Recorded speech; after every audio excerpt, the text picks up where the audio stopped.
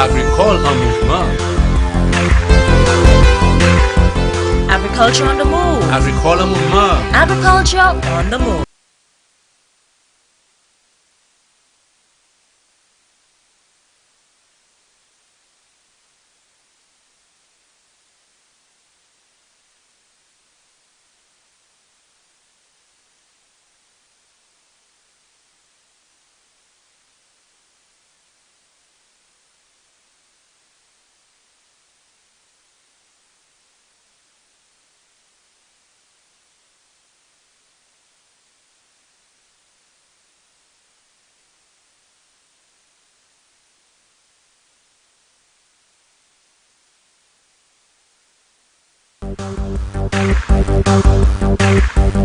Agriculture on the move. Agricole en mouvement. Agriculture on the move. Agricole en mouvement.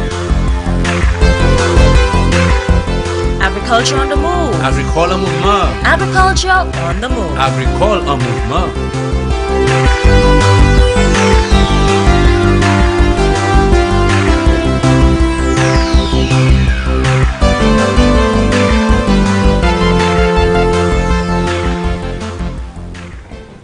Good day to you viewers and welcome to the program Agriculture on the Move. I am Philip Sidney, your host. I'd like to say a special hello to our hard-working banana farmers out there. I know exactly what you're going through, and of course the ministry knows what's happening with you out there. Today with me is the Permanent Secretary in the Department of Agriculture, Fisheries, Natural Resources and Cooperatives, Mr. Barrymore Felicien. And next to him is Mr. Kerde Severin, who is the project manager for the Banana Productivity Improvement Project, the BPIP. Gentlemen, welcome to the project, to the program. Thank you, Mr. Sidney. Today, PS, we're discussing the banana industry, and which is a very important industry to the country, and of course, to the farmers by extension. But P.S., I want you to tell Saint Lucia, for some of those persons out there who do not know the ministry's direct involvement in the agricultural sector, what are the policies on the banana industry? Thank you once again, Mr. Sidney. Let me say good day to the viewers, special good day to our banana farmers. The Department of Agriculture's policy on bananas is one of continued commitment. You've long seen an interest in bananas. We've long seen the economic returns on bananas, the contribution to GDP, and we continue that commitment. It is a policy of increasing production of good quality bananas. So quality assurance within that policy is key for us, as well as increasing our marketing exports, exporting of bananas, and continuing our established relationship with the UK market. If you notice, over the last 5 years, we've had the project, the BPIP, Banana Productivity Improvement Project.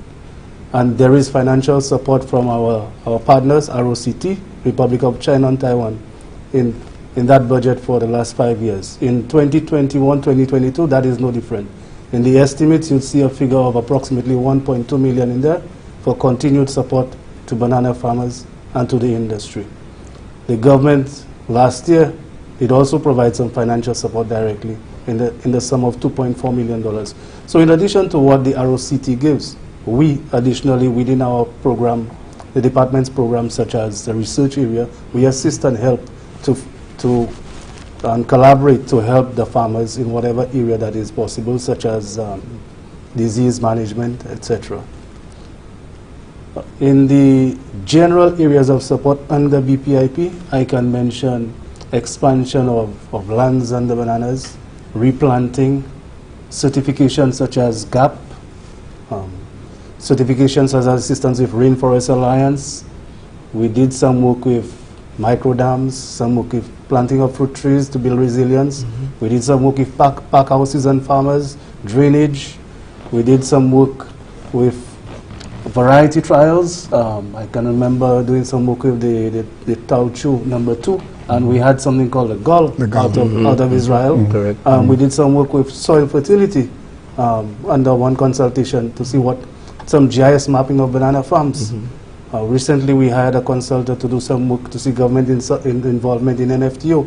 So there has been some general overall support to the policy position of the government. Definitely. So, Kurde, I think you can take it from there, because I would like you to delve a little deeper into some of your project involvement with and assisting the farmers. Okay.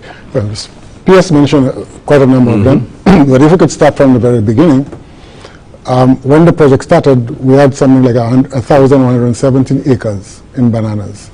By 2019, we had moved up to 2,700 acres. Okay. However, because of the drought and some of the issues surrounding the markets, which we probably will touch on a little later, we have lost some ground, and we're down now to about 2,400 acres. But we have had a series of interventions. For example, one, we saw productivity increased from the average of 8 to 10 tons to 16 to 23 tons by 2019, after Tropical Storm Cook. That is where we had already taken productivity levels to. And that is why we believe that we can compete if we continue in that vein. As PS mentioned, we took care of we desilted over 7 kilometers of major waterways, interceptor drains, and fill drains. We had a program which encouraged farmers to enable farmers to access the international market by getting Global Gap certified. So we built 47 packhouses, 15 eating areas, and provided 50 toilets to the farmers. We introduced new varieties, as PS said, and we brought in 120,000 tissue culture plants as part of an overall expansion program. We have been, over the years, we have ensured that there is a constant supply of what we call the critical inputs.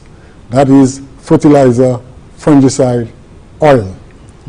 Okay, and the beautiful thing about it is that we have been able to keep the price for the past 4 years at one constant price. It has never gone beyond $85. Okay, as compared to what you will obtain on the market. So all that is in an effort to help farmers reduce the overall cost of production. In terms of the resilience, as PS said, we have introduced these new varieties, because when we were in England, we were told that the small finger is the one that is in most demand. So therefore we brought in the Gal, and then we brought in a variety out of Taiwan, which is a shorter variety. So it means that in terms of climate change, it is resistant to drought, it is shorter, so it's a lot easier to manage. So therefore, when the wind blows, therefore it is a lot resistant. So there are a number of other things. In terms of the black sickle disease control, we have now used a centralized program where we assist the farmer with the control, because if you leave it to the individual farmer to control, then it means that timing is very important. So it means that if you leave it to the individual farmer, it is not always done on time and in the right manner. That we use clusters, and we also use the centralized control.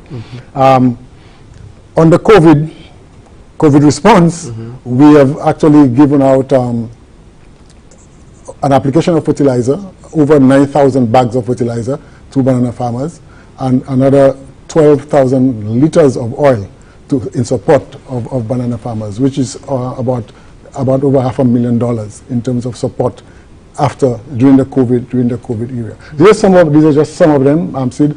The other thing I want to mention is that we have been working with the National Insurance Corporation to help farmers contribute to the NIC, so that down the road, in the old days, they will be able to have a pension. So we are in discussion. We have provided all the bio data which is required. So it's just a matter of time to finalize that aspect of it. Okay, great.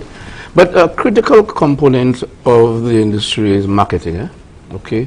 Now, we have also told that our bananas in the UK is well liked. In fact, I was told, even if it is expensive, but on the supermarket shelves, is the first to go, you know.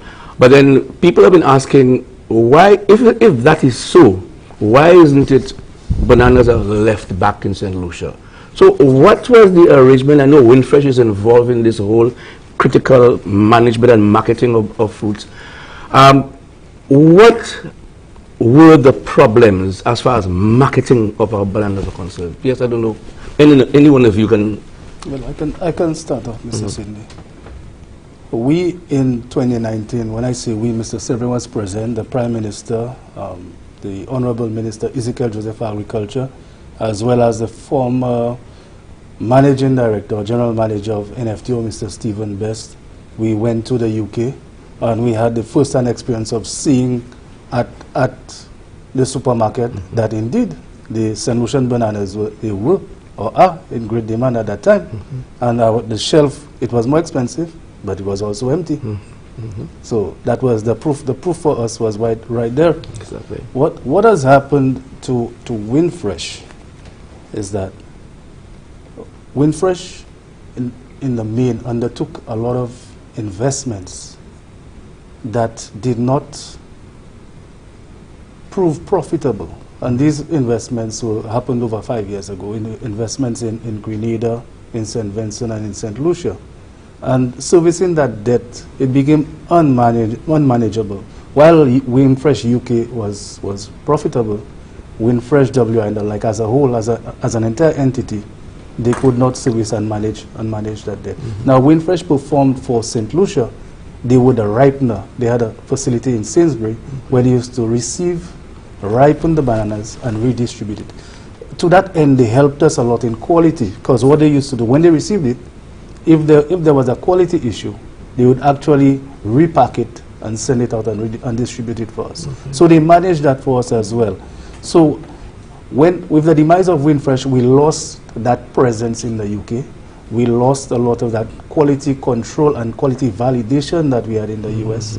So that would be one. We lost the expertise in marketing and dealing with the customers, Fives, Prima, Sainsbury, Waitrose.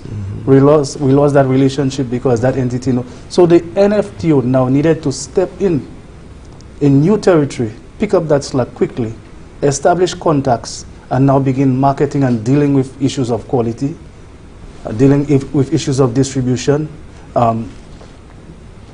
negotiating contracts. So it was an uphill climb, or it is an uphill climb for the NFTO to do that. Now, there's a lot going on in bananas. In terms of 2019, when we got in the NFTO was a very profitable entity. On the records, we saw 5 million cash in accounts. Wow. But they did not get paid in 2019 for 17 to 22 weeks from Winfresh, when that was the signal that Winfresh was hemorrhaging. So when you've not been paid for that length of time and you use your cash reserves to do that, then you yourself become vulnerable. And that is where it started, in my opinion, for NFTO with the non-payment. And then following that, Winfresh followed up with quality claims on NFTO, which kind of nullified or erased the debt that they had to Winfresh. Okay. So that is in a nutshell how the beginning of NFTO's demise, in my opinion, and how it came about. But that was has been compounded by other issues that we mentioned, issues of maximum residual limits, which the UK imposed on product going into the country. Issues of the pink mealybug for regional trade, and issues of black Sigatoga spikes. So these are issues that compounded it, and negotiating contracts. So NFTO has found itself in a cash deficit for quite some time, and it is just experiencing a deepening of that right now. Okay. Well, we are due for our first break. You're watching Agriculture on the Move. Stay tuned. We are still in Banana Wars. We'll be back soon. Accident encore. Mi de bœuf mola, on go taureau et puis yon belle vache. Des machines croisées et moun blessé. Ah non, messieurs et dames. Bagay sa la kani pou do bout. Stray animals are endangering human lives and property. Livestock owners, please ensure animals do not stray on roads, highways, and public places. Remember, sections of the Animals Act 2005 states stray animals will be seized and put in a pound by authorized persons. Owners will be liable to a fine of $5,000 or 2 years imprisonment or both. Save innocent animals. Save human lives and property. A message from the Department of Agriculture. Welcome back to the program, Agriculture on the Move. We are discussing the banana industry. And of course with me is Mr. Barrymore Felicien, our Permanent Secretary in the Department of Agriculture, and also Mr. Kerde Severin, who is the Project Manager for BPIP. We are on marketing. Good. I knew at one time that there was a move to ship bananas to France. That did not work out. Farmers and people out there who probably do not know what went on are still speculating. Can you give us an insight into what actually happened? Okay. Before I discuss the French, export to France, I just want to expand a little on what PS said on the Windfresh issue. There was a policy, Windfresh had a procurement policy, which also affected the ability of the quantity of fruits that left Saint Lucia. Right. For example, during 2019-2020, we could have easily exported on an average somewhere between 15 and 20,000 boxes of bananas. But Windfresh had a policy which says that they're not buying, they didn't say it, but the actions, which means that the purchase orders which they gave to NFTO did not go beyond, or hardly, maybe once or twice, hardly went beyond 10,000. Okay. The reason for that, you could deduce, is because the profit center was cheap bananas out of Colombia and the DR. Okay. Okay. So that created problems for us. And it also created problems for NFTO in a sense, because if you have a purchase order for 10,000 boxes of bananas, and your members can give you 15, 20,000 boxes, then they have to implement what we call an allocation system, trying to divide this 10,000 boxes among the many banana farmers. So you get a lot of overripe, you get ripe, and a lot of fruit stayed in the rejected, and rejected and stayed in the ground, and that has been part of the problem. Right. With respect to the French market, there is a company in Martinique called UGP BAN, okay, and they have been under, there's a program called Interreg, okay, in which the French under the EU are trying to encourage trade between the OECS and the French territories. UGP BAN entered into an arrangement, well, not entered an arrangement, but agreed to import bananas out of Saint Lucia, okay. We had long discussions with the lady Veronique out of France. In fact, when we went to England, we met with them. We had extensive discussions with them, and out of England, it was they asked for a trial shipment of 1,000 boxes.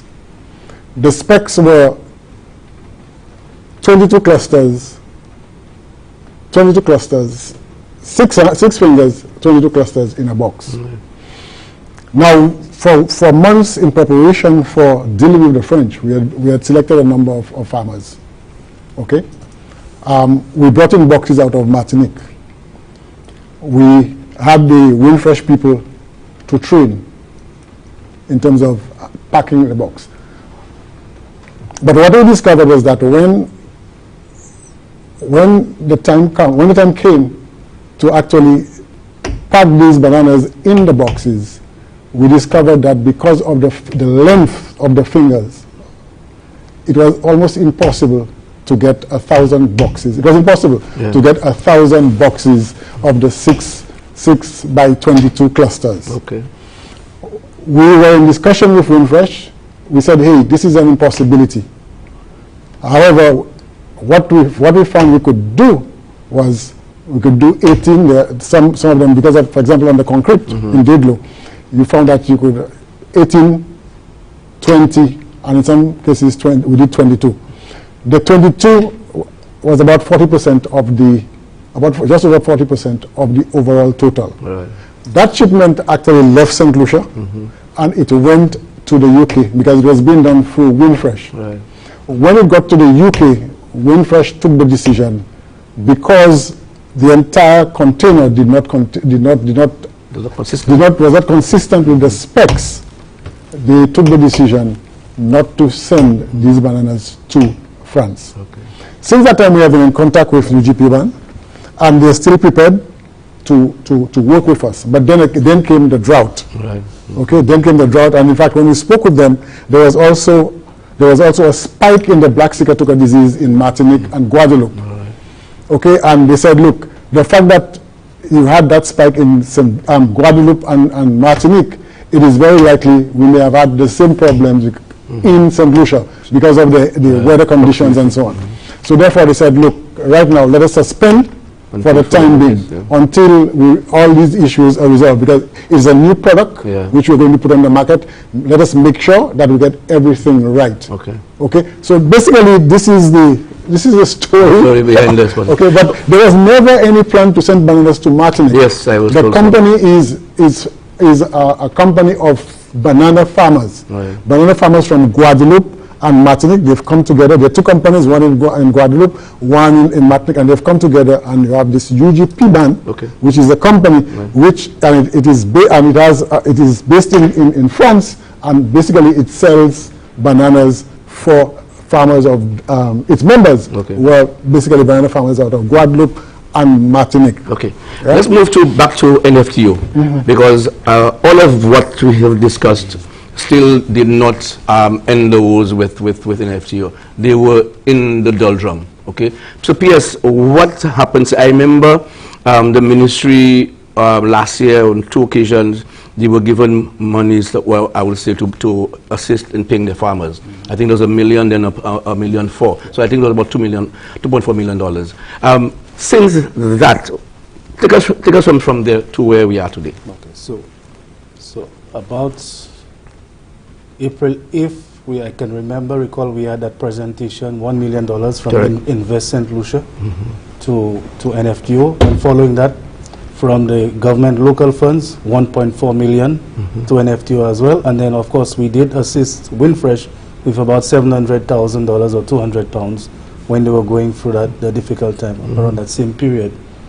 What happened since that time? Immediately after July, Windfresh entered into administration. Then NFTO sought the services of a company called Sustainable Agricultural Services to fill the deficit created by Windfresh in terms of that collection, distribution, and marketing of bananas in the UK, since the gentleman had some experience in that regard. When NFTO SAS took over, unfortunately, that is when the strict maximum residual limit regime came in. We were still using diethin that was chemically impregnated, and we were using a certain fungicide called imazalil that was not to be used in the UK, or accepted in the UK. So consequently, we found that when speaking with representative from FIVES, that out of the 25 containers shipped between August and about January, February this year, 2021, only 13 of them were accepted, and 12 full containers of bananas rejected. So definitely, you cannot have any degree of profitability if you don't overcome that MRL issue. So that is one of the woes. And but there's a cost to that, right? There's a cost to it, because you need to pay the farmers for fruit that is rejected, plus you need to pay quality claims. NFTO has to pay quality claims from the person, because it is packed, shipped, received, and then disposed of. So it's almost a double indemnity situation. So that is the situation with NFTO, and they have been learning how to now go through the ropes to ship themselves, to negotiate themselves, to deal with the quality issues themselves. So fortunately for us, everything is not doom and gloom. We are almost completely, if not completely, over the MRL issue. We're almost completely out of that. What we need to be cognizant of now is maybe the weather going forward this year. We need to be cognizant of the quality of fruits that remain in the field. We need to be very cognizant of that. Ensure that full and overgrade fruit, we don't send that to the UK, so for us to be victims of further quality claim. But the NFTO needs to be restructured. Well, that's the point. There needs to be a look at, so moving forward, the government has this overall plan. We have decided not to just throw money into the NFTO but to make certain that the events leading into the sustainability of the banana industry, that we have a comprehensive way in dealing with it. So we're looking at one. We're looking at how we're going to look at this institution and restructure the entity called NFTO itself. What is missing on the board? What is missing at the organizational level?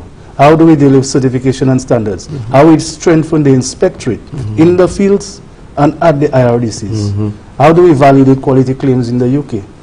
How do we deal with the pest and disease issues?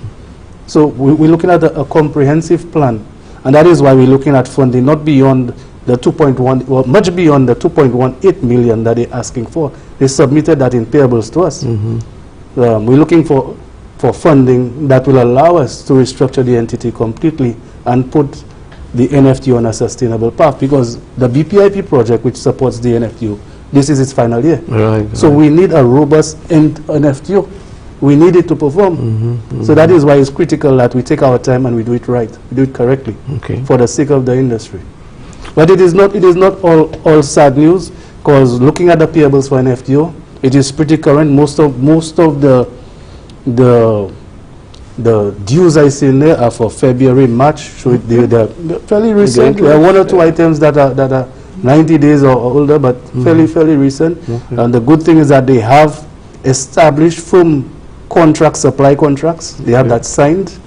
They have prices assigned to it, and it's a matter of producing quality fruit and selling it. So there is a guaranteed market of 10 to 15,000 boxes of bananas a week for Saint Lucia. Oh, wow. So where is the ministry and Winfred, because there was this back and forth with the composition of the board and the chairmanship. Where is that now? That has been resolved, right? That has been resolved. We did receive a letter in April from the board of the NFTO indicating that they have agreed to relinquish the chairmanship of the NFTO to the government of Saint Lucia. So the composition will be 3 government members, including the chair, and 4 farmer representatives on the board. So that has been resolved. But now what they need to do, we've written to them, we've asked them to indicate who these representatives are, because we have already identified ours. All right. So there is good news on the horizon for the banana industry. Definitely, there is definitely good news for the farmers. That's good. The government is fully committed to bananas. We have indicated that commitment, and it will be backed up with the financing to make that. Wow. Good. How do you see BPIP in that whole formula moving forward? No, moving forward, well, the beauty about the restructuring, it means that the NFTO and the BPIP now, because what can now work as one unit, so to speak, to drive the entire industry forward. All right, that to me, and this year we are introducing a number of new things. For example, we're introducing drones, a drone to actually control black cickatuka. Wow.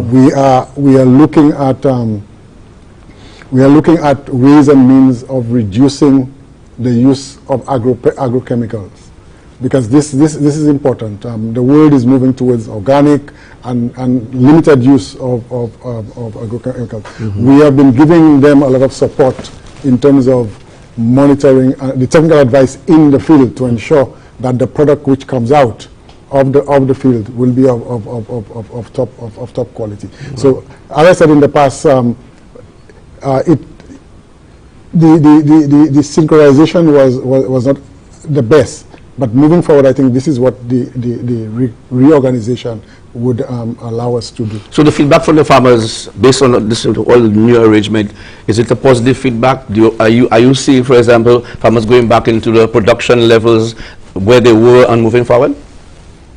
In fact, one of the reasons that we have made such, we are where we are is because farmers have actually indirectly put a lot of pressure on the board to say, hey, what the government is proposing to do, it is in our interest. Let us move with it.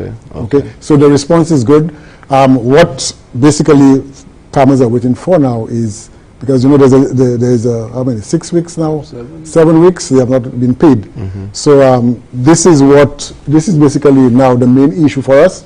Once that issue can be resolved, I think farmers are ready to get back to work, to replant, to rehab, because a lot of the fields, farmers did not have the resources to actually do the things they require to do. Okay. But once that is done, I think they are ready to move. 1 second, PS. Final words from you. I would just like to state and ask that's the banana farmers, the government, the Department of Agriculture. We are committed to the industry. We are committed to working with you and for you. We will resolve this issue. We ask for your patience and understanding while we look for a sustainable solution to the NFTO and the issues and challenges in the industry. Thank you very much. Well, PS, thank you very much for being here. Kurde, thank you for being here. And we look forward for a very productive banana industry so the farmers can be well sustained and to maintain their families. Thank you very much for being here. Thank you. You've been watching Agriculture on the Move. Thank you, viewers, for viewing the program. Of course, the banana farmers out there, I hope you were glued to the television and to hear what we discussed here today. Thank you for viewing. And remember, agriculture is our business. Eat fresh, Saint Lucia's best. The money stays here. I'm Philip Sidney. Goodbye.